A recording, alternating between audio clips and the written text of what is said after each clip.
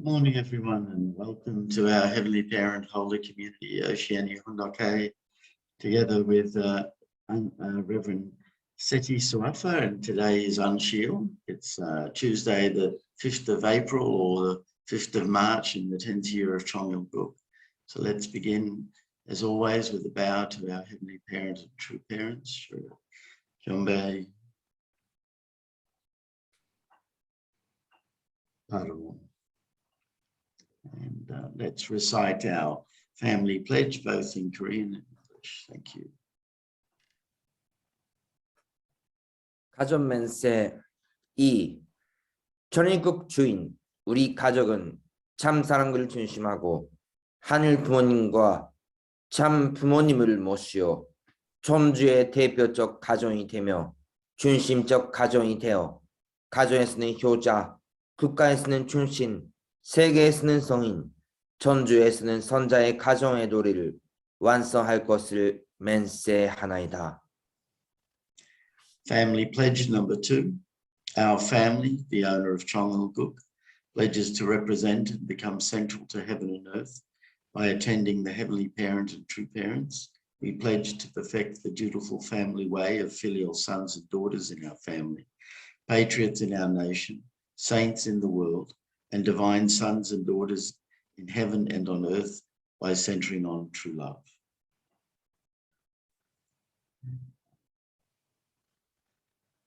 I'd like to ask Kana Choi if she could offer the opening prayer, please. Good morning. Let's pray. 사랑하는 하늘의 부모님, 승여신 전지인 참 부모님, 天のご父様、今日はこうしてまた朝早くから兄弟姉妹が集い合わせ、朝の訓読会を開くことができることを感謝いたします。天のご父様、どうか今日のこの訓読会があなたによって導かれ、また統一で苦労しておられる、また、韓国やアメリカ、日本の兄弟姉妹、そして今ウクライナで戦争の中で苦しんでいる人々が早く解放されるよう、どうか天日国が早く立って、あなたの理想の地がなされることを心からお祈り申し上げます。誠の母様がいつもお元気であられることをお祈りいたします。たらざりし者のお祈りでございますが、축복의 춘심 가정 가까이 가나의 이름으로 보고하여 아뢰옵나이다. 아주. Thank you. And let's give a warm welcome to Reverend Seti as he shares with us this morning. Thank you. So good morning, Reverend Itaka brothers and sisters. So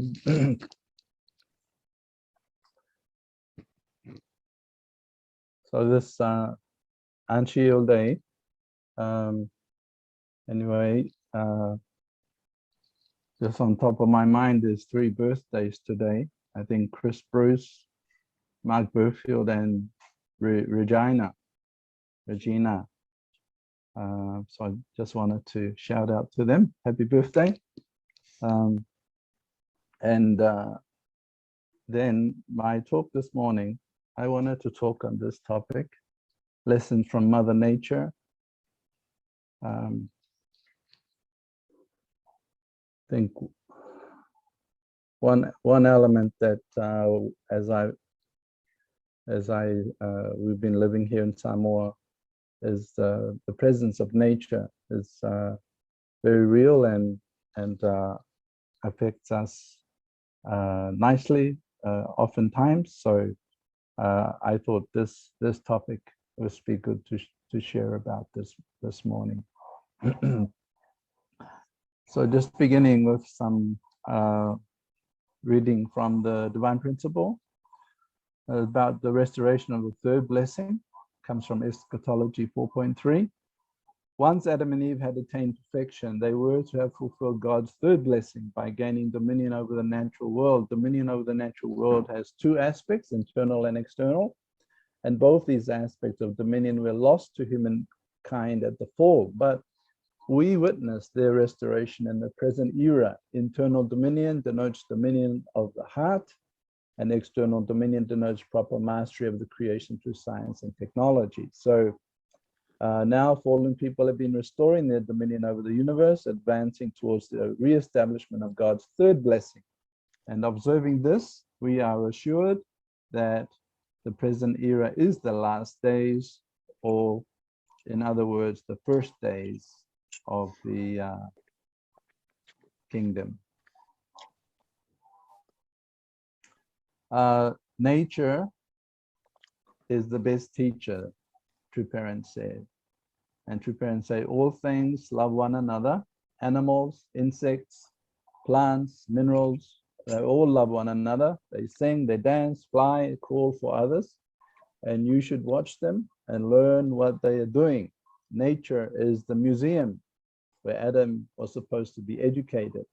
And it was the living textbook to educate Adam. Father said that in 1985.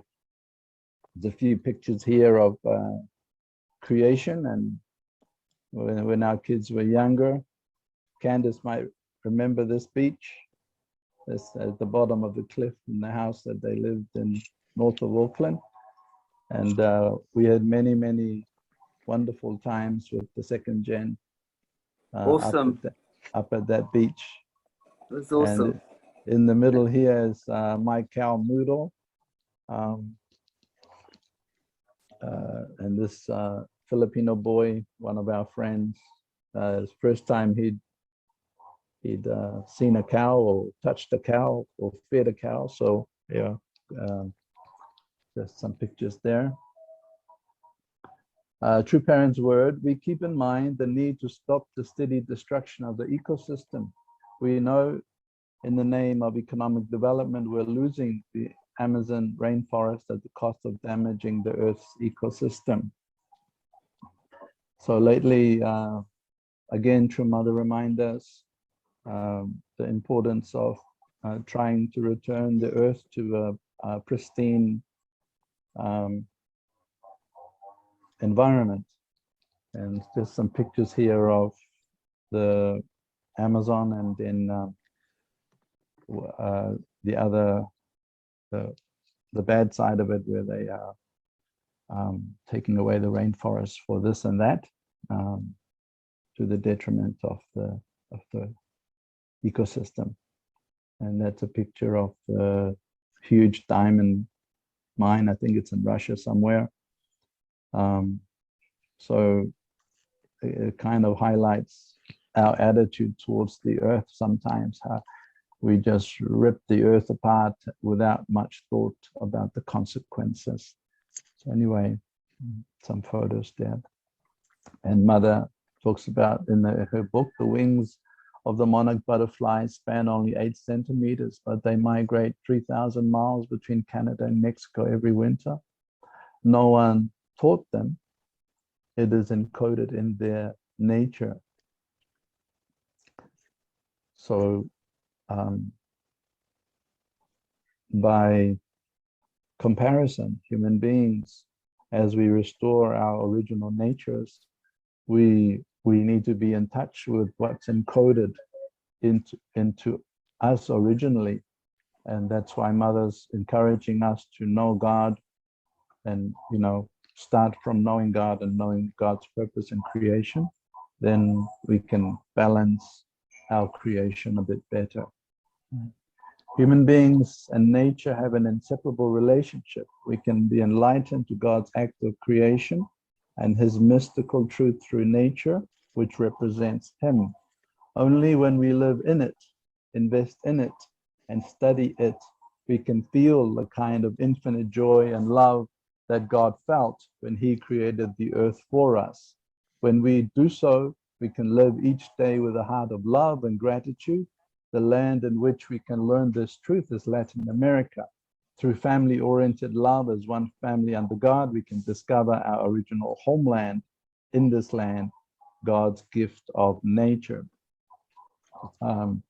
Well, just some photos of my young ones as they're growing up. I took my kids back in 2009. I took my kids away from Auckland, the big city, and to the smaller provincial town, and I think it's called like the Fruit Bowl of New Zealand, that area, because I wanted my children to experience what I had experienced growing up in New Zealand, when it was a bit more natural. So just pictures of Sune with Auntie Jen's at Auntie Jen's farm at the sheepdogs, and my daughter Sune with earrings of cocoa under the cocoa tree, one of the cocoa trees. And I'm often grateful for my children's pets. Sometimes, especially when her mom was in New Zealand, you know, the cats and dogs were there to cuddle when Papa was not there, or so I was always grateful that there were animals around that my kids could give love to, and learn a lot of things from. Anyway, the other dimension of this modern world is that there's oftentimes the greed of man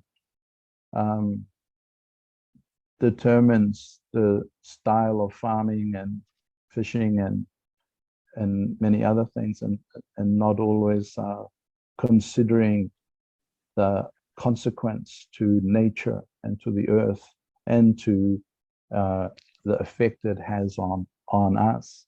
Whereas you know, we know through creation and through principle that, you know, there has to be a resonance of heart. God's heart has to resonate with us, otherwise we don't fully resonate with the vibrations that nature should be utilized by, or you know, how we master this creation that is given to us. So I think sometimes there's a lot of creation that was created for wrong motives and things, but it's very exciting considering from this age of true parents that I think it's a whole new paradigm where we can be. I think many more kinds of creations will come about as we create from the original heart, or the perfected heart of love, as we resonate properly with creation. That's just me, my words. Nature teaches me faith, hope, and love. We become selfish and greedy when we live apart from nature. Nature is not greedy, it's not selfish, it always gives. I think that's the main message that I wanted to share today, was that nature's, you know, what it teaches us, it is always giving. It's always giving. And it is patient, it is loyal, right? And is thinking about the Bible verses in Matthew that talking about don't be anxious for your life. Sometimes I think fallen man, we get anxious, and the anxiety about maybe the concept of there not being enough bounty from God is that, and then we try and take shortcuts or not seeing our creations through to a fully how do you say, perfected creation. Case in point is, you know, when we were creating packages for things that, you know, you leave a lot of rubbish with the one-use plastics, etc. But surely if we had created with the original heart, we would have created packages that naturally recycled back into the creation. So somehow I think always there's still a level of perfection needed for our creativity and creation ability. But that will come as we start this new world from True Parents' viewpoint. So ever since the creation of the universe, his invisible nature, namely his eternal power and deity, has been clearly perceived in the things that have been made, right? So still we are discovering in creation. It's such a vast universe. And Bible talks about creation waiting with eager longing for the revealing of the sons of man. Just some photos of my nephews. Sometimes I take my nephews out to work on the land, on the cocoa plantations, and planting what do you call the paddock for the cows and such.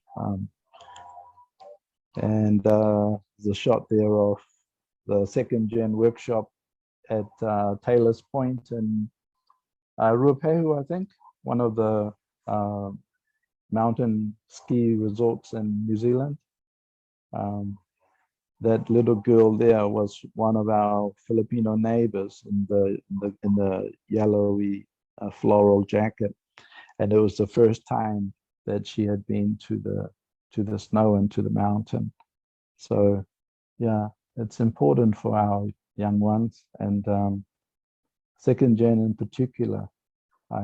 As I follow them around, as they grow up now, I see a lot of them, they're in nature all the time. They enjoy tramps in the mountain and climbing rocks and all kinds of, they certainly have an affinity.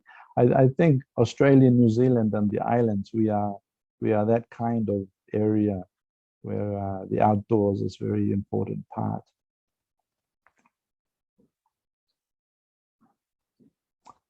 That's Mount Egmont, or was it Taranaki now, isn't it, in the New Zealand? And that's a picture of the Himalayas, Everest, from the plane when during the World Summit in Nepal, the Prime Minister gave a treat to our head of state couple and his entourage to go by Buddha Air and see the Himalayas. So that was really an awesome experience, once in a lifetime experience for us. You might know these chaps here. I think our mother is creating, she often talks about creating like a new Eden around this area of our Changpyeong area, Chunwon area. So every time we go back, it's looking more and more beautiful.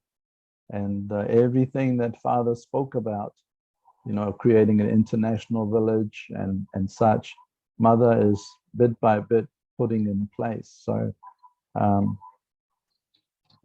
back in 1988, 89, 91, 92, we used to go up to this Changpyeong area when it was just very humble, and we used to climb up to where the palace is now, and all kinds. It was just unimaginable what was created since that time.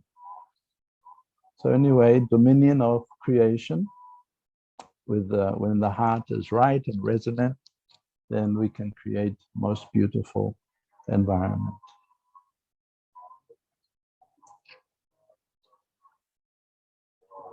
Some more of the Candace and Ross's little kingdom that we used to enjoy a lot with our church members in Auckland and New Zealand.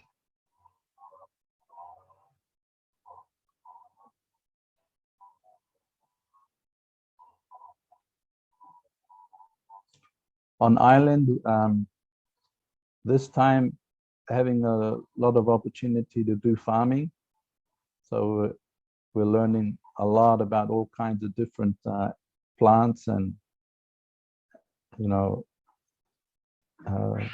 this plant here is the Camyos. It's the Filipino Camyos. Some of you might know. Might be different names for other nations. But it has like a vinegary taste. That's the sound of tropical rain. It's a different phenomena from New Zealand rain or Australian rain, maybe.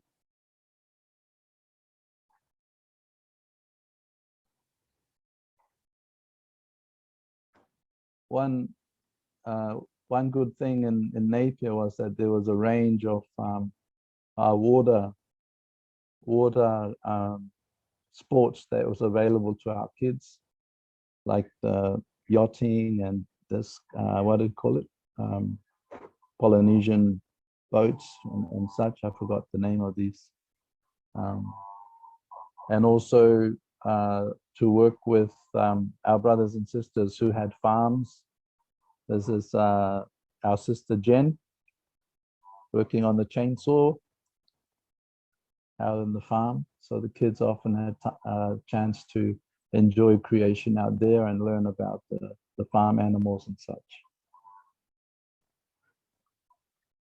Might recognize this chap, visited Samoa, and that's he and I took Eknath and Santos out to this secluded beach, very pristine beach, hardly any tourism element there, so they could have an experience.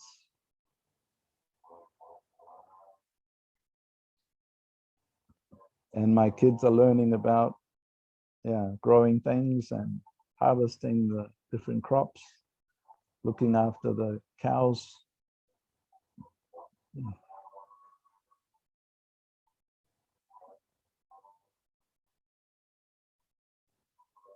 This is my baby Mudo. I never had a chance to be a cowboy, even though my ancestors were cowboys. They had cows and things. So finally, when I came to Samoa, there was a chance to do a bit of New Village movement, multi-crop farming and fresh milk farming with the cows. So quite a learning experience for me and my family. The treat for the cow was having the papayas, but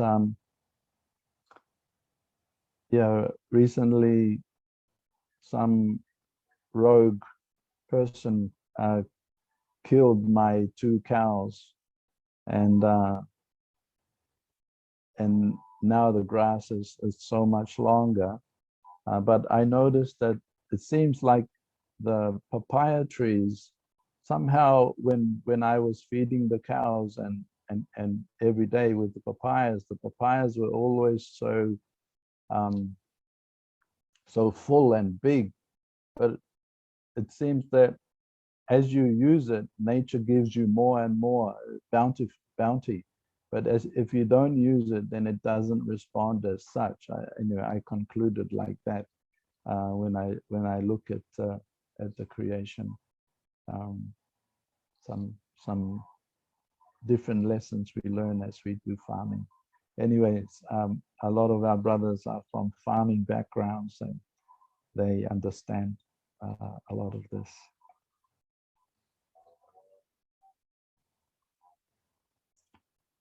There's many different kinds of fruits in the tropics that we don't normally get in New Zealand on a regular basis or on a daily basis. And we have a chance to learn about cocoa farming, organic cocoa farming. That's Reverend, he's a Methodist church minister with my cowboy hat on. And that's Miss Sunrise. She's a sister who worked in Solomon's, working a long time with cocoa plantations in Solomon's, and then she came back home to her family land and and she's applying some of what she learned there and teaching some of us who are novice farmers. So this is what I prepared today, just something simple, but a simple thought about nature, and Mother Nature always gives and much for us to learn from nature. Thank you very much. Thank you very much, Reverend Seti. Thank you for sharing those lovely photos of your family and out in nature. Yeah, I'll just stop there. Yeah, so yeah, looking at your photos and your life out in nature, really, it's very calming and peaceful to see. It's yeah, I remember my family come from a Greek island, so that a very small island. And when my parents came to Australia, we ended up being right in the inner city. And in the beginning, they just treated the inner city like they were back on the island. So they had no understanding of what a stove was. So they did all the cooking on an open fire in the backyard. And we had chickens and goats, or one goat, lots of chickens. And I remember walking with my dad down the street with a goat to go to the grass verge near the train line, so we could let the goat eat the grass, and then bring it back, and then yeah, we did that for a number of years until the council was, I suppose someone complained, and then they came and took the goat away, saying you can't have a goat in the city. But they let us keep the chickens. I remember my mum, because we didn't have chickens for eggs, we had chickens for meat. And so I remember my mum going out the back and cutting the head off the chicken and just sitting there plucking it, one by one, all the feathers. Yeah, it's but today, being in the city, our only we have our own little garden patch and pets. But I remember when I joined in England, we had a farm called Stanton Fitzwarren, which was a working dairy farm, and our workshop centre was there, and I was teaching the 2 days and 7 days at the workshop centre, and help out every now and then with the dairy farm, and they had quite a lot of cows, and they would come every day to be milked. We had this milking shed where you plugged them all in, and they were automatically milked. But if you didn't milk them, they would be waiting at the gate, mooing, in fact pushing the gate. They're so heavy with milk that you actually seemed like they were in pain. But anyway, I remember having this one experience where the 20 cows coming down the hill, and they were rushing to the milking shed, and my job was to make sure they came in one by one and not crush the fence. And we had these sticks to guide them, and I remember getting standing on the wrong side of a wall and a cow, and the cow just kept coming, and I getting squashed against the side of the wall. I had to shout to one of the brothers to come over to push the cow the other way. But yeah, there's a lot of lessons to learn in nature. So yeah, thank you, Reverend Seti, for sharing that with us and opening up to others to make some comments and have any questions. Yeah, thank you. Yes, Margaret, go ahead. Thank you, Brother Seti, for a wonderful Anshi-il sharing with nature. It really creates an atmosphere with the opening of the divine principle reminder of the time we're living in, that, and to share nature, to give us a feeling that this is really the time in which God can experience nature through us. And so what an appropriate way to share Anshi-il by bringing us to connect with nature, and can relate to a lot of your pictures in the farming. And just a bit of information about farming. The Samoans, the men are the taro gardeners, and in Palau, it's women, the taro gardeners. I wanted to see a picture of the taro, the Samoan taro, maybe next time. Miwa was trying to squeeze it in, but she couldn't squeeze all the pictures in.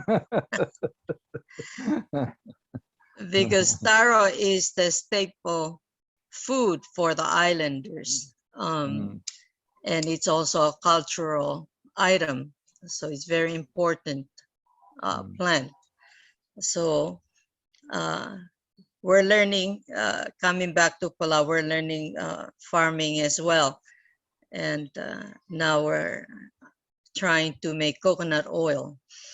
So thank you so much. That's wonderful sharing this morning.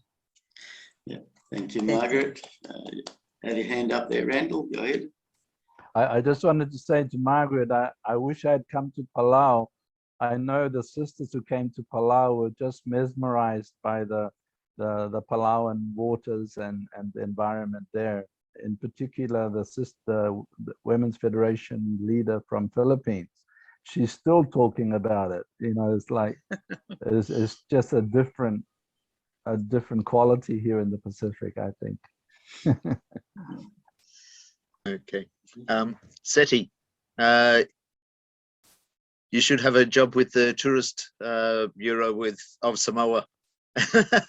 I'm sure a lot of our members here are just looking at that and saying, okay, when's the next flight? By the way, brothers and sisters, if you do go, take Kentucky Fried Chicken with you. This is a photo behind me of an area around Brazil, the New Hope Farm, and two parents, that's two parents there, fishing near a little waterfall. And because the dorado, or the bass fish, like to be at the bottom of rough or fast flowing water to catch any fish that come down, then that's where they like to fish for the dorado. But I also saw with the fruit that you were picking, there were avocados. And avocados and mango trees get really tall at times. And there was a mango tree right at the front of the New Hope Farm. And when I got there, I said, oh, wow, you know, mangoes, you know, is it all right to pick them? Because it looked like nothing was available from about 17 feet down, but there was some really nice ones up higher. And one of the brothers looked at my tummy and thought, yeah, I'd like to see you try to get some of these. And so I went over to where they had some bamboo poles, and then I got some fencing wire, and I made like a basketball hoop, but I put a plastic bag in the hoop. And then in the middle of the hoop, there'd be this hook so that I could hook the stem of the mango and then just, you know, pop it. And then I'd pick like 3 or 4 mangoes, and they were kind of drooling at that. But yeah, I saw that in Mexico as well, and my grandmother did that with a mango tree up in North Queensland. So no, great talk. It made us drool. Thank you. I'm still climbing avocado trees here and mango trees, Randall. Thank you. Got your hand up there, Jeff? Go ahead.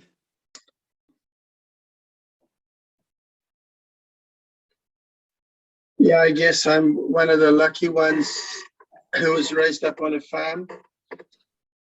And yeah, I could go a long story about life of farming. So I spent not only in New Zealand, but also I had the good fortune to go to Palau and be involved in a bit of farming there with Mr. Inouye, who was a Japanese member, an elder member working in Palau in the farming area. And also when I was in Zambia as well, looking after developing a huge cattle herd. And yeah, that's been a lot of my life has been farming, sheep shearing, fencing, cutting trees, planting. Last weekend I went down to visit my brother, and he is just completing this season's crop of 30 acres of watermelons. And he just carted 180 tons of watermelons this season to the market here in Auckland. And so we loaded up our car with watermelons and daikon, and he has all sorts of vegetables, beetroot and peppers. So I really come from a farming family. When I joined the church, I was actually owned 1,000 sheep, 300 head of cattle, tractors and trucks and everything, which I left behind for my older brother to take over. So yeah, nature is really, just before I joined the church, I spent a lot of time in the hills and just loving nature and wondering how a little tiny seed can grow into a giant tree. It's just a miracle. It's just awesome, the beauty and the visions that you see all around us. Wow.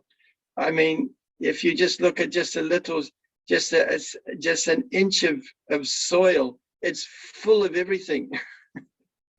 It's just got minerals, insects, tiny things. Wow. The creation is just like, it's beyond obviously our capacity to comprehend. It's infiniteness. Anyway, we've all had experiences in nature. It's all around us. Even if you go for a walk around a park in your town, yeah, we're so lucky to be here. So yeah, farming, it's pretty amazing to be growing up in a farm. Thank you. Thank you, Jeff. Thank you. Yeah, you got your hand up there, Kim. Go ahead. Yeah, lately I've got back into land nature. Of course, I spent a lot of time on the ocean, but you don't see what's happening underneath the ocean. But lately I took up bird watching and just going into some of the places I used to walk past and never really stop on my way fishing. And I've had some really profound experiences of just sitting quietly under a tree. And in one place I've seen 7 different types of birds that I'd never seen on the Gold Coast before, just because I stopped and took the time one day I was just, it was like God was, I don't know, it was an amazing experience of I was just sitting quietly and I had all these birds all around me, little fairy wrens and silver eyes and all just flipping around, and yeah, quite amazing. So, and as Jeff said, the land is so rich. You stop and you see so many fungi, and the fruit of the fungi is the other mushrooms and of all so many different types. I've had a sort of a passing interest in it. I often take pictures of mushrooms and things as I'm driving along. I see some pop up and I'll stop and take pictures, but I got a decent camera, and now yeah, just amazing experience. So yeah, for a suburban kid, you know, we're lucky that in the suburbs in Australia, we still used to have a lot of space around us. But I look at pictures of Sydney and new developments now from the air, and there's nothing. Like it's just roof to roof to roof, just stuffed together, you know, barely a meter between houses. And but as kids, when we were growing up, you know, we had a front yard, we had a backyard, we had the, you know, the the open drain down in the gully we used to call, and those sorts of things. But kids growing up now, you have to kind of make experiences for them, otherwise they never see it. I've been watching here, sorry to go a bit long, but I saw a big butterfly. I wondered what it was. I looked it up. It was called an orchard swallowtail, and one of them landed on a little citrus I have here, and I've been watching the whole life cycle. Unfortunately, the little citrus has been stripped completely bare of leaves, but it, you know, right through from the egg to the caterpillar to the now some are going into pupate. I had about 15 on the tree, and now it's down to 2 this morning because the birds come as well. So it's all part of the circle of life, and the butcher birds love them. But I think I might get one butterfly out of all of that. But anyway, yeah, thank you. Thank you, Kim. Thank you. I was just remembering in Seoul, mobilized for Sege for quite a while, I used to go and stare at this clump of grass in the middle of Pagoda Park. There's only one small clump of grass. I come from New Zealand where everything's green, right? And I literally used to cry, trying to, you know, just looking longingly at this clump of grass and remembering how green New Zealand was. It's much better now, Seoul, but in those days it was just, it was a concrete jungle, you know. Just remembering those kind of nature, longing for nature. Yeah, thank you. Yeah, yes, Chris, go ahead. Yeah, just there's a lot of amazing things going on around the world about greening the planet.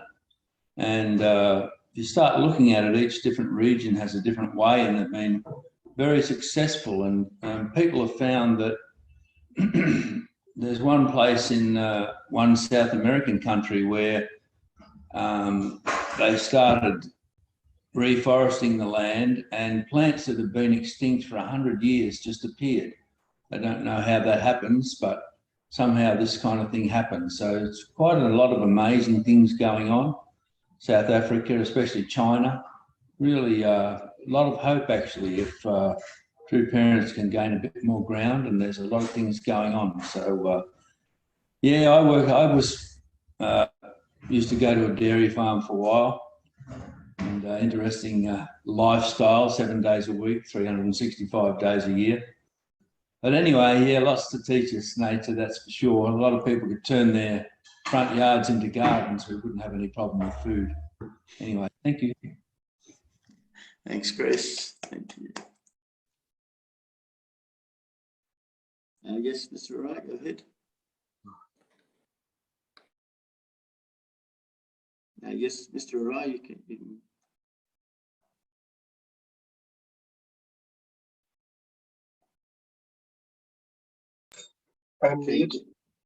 Can you hear us, Mr. Wright?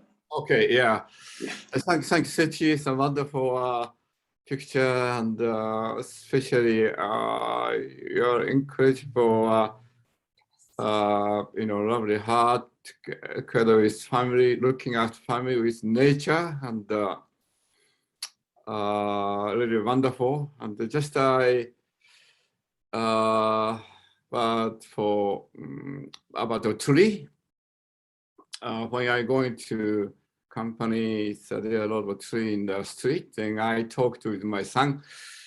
Look at the tree, and growing up, and this color is it's green, it's very nice, and giving a lot of oxygen, and also shade from sunshine, give branches, give offer to nest, and they want also this tree. We can use its energy, it's burning. Also, we can build, we can make a desk, chairs, or a product, and also it's even after burn, it's a charcoal. We can use again and the energy, and all that root. It is incredible. Give a lot of for its animal. It's also soil, and also keeping farm ground. It's just one tree. Really incredible. Giving all things, it is incredible. If we can be like that tree, it's great. And so anyway, thank you. I think everyone has this kind of blessing, and we are very happy.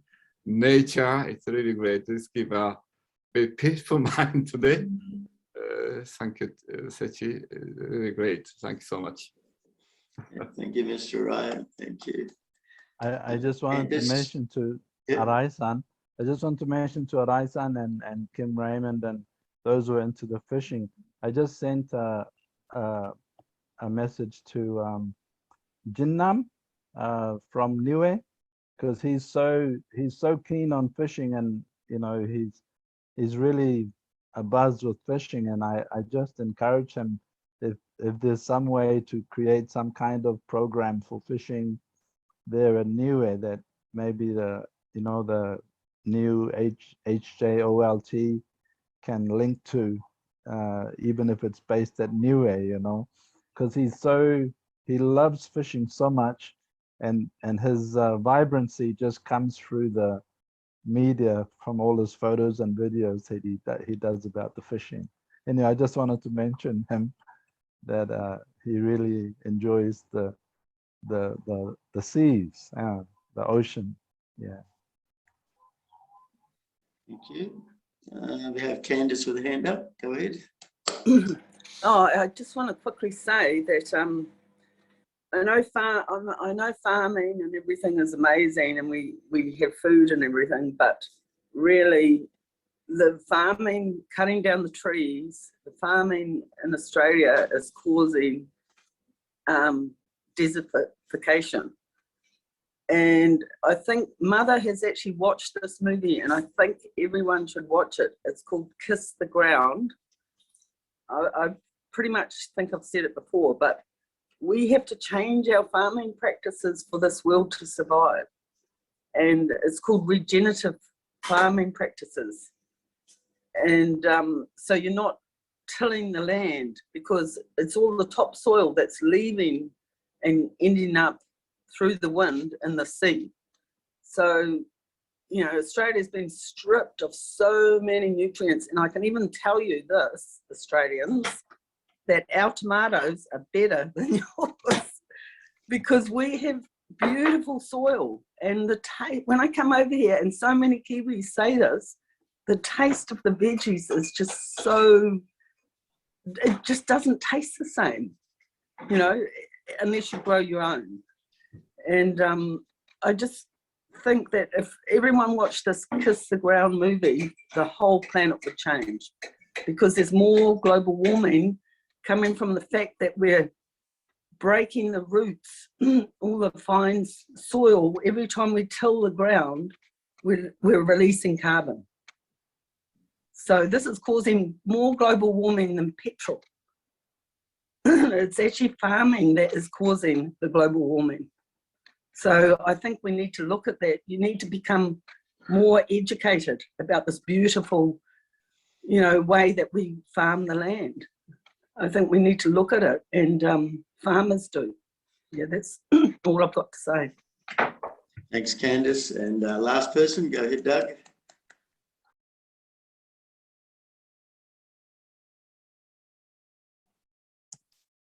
Okay. In Western Australia, there's an operation called Common Land. It's regenerative farming 15,000 farmers have worked together cooperatively in an area of land to establish regenerative farming. And it is the size of Spain.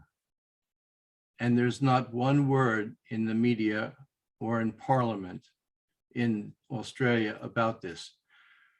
There are things happening in the world that the media refuses to cover, and that's the bigger story. You know, size of Spain inside Australia. Anyway, there it is. Well, thank you, everyone. Thank you for all your sharing. It's time for us now to offer our unison prayer and to really enjoy nature. We know we need to look after it, and let's pray to really have us align ourselves with our Heavenly Parent so that we can have this world continue for our children. So let's offer our unison prayer together. Thank you.